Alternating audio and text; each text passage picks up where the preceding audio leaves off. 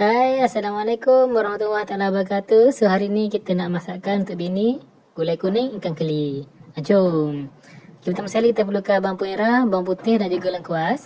Lepas tu kita boleh tumbuk-tumbukkan semua bahan-bahan ni. Okay, masukkan lengkuas, bawang merah dan bawang putih ni.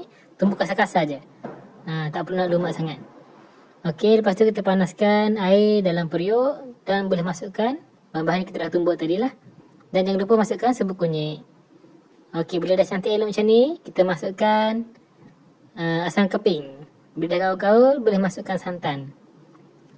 Kacau-kacau lagi, sambung kacau sampai dia kuning macam ni. Dah mendidih, masukkan kita punya ikan.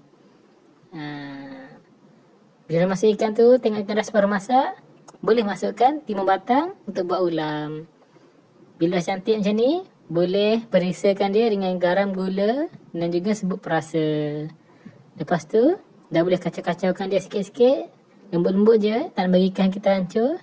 Dan juga tak nak bagi santan kita berketul. So, dah siap dah. Simple je. Nampak macam susah, tapi senang. Dan sedap. Jom boleh makan.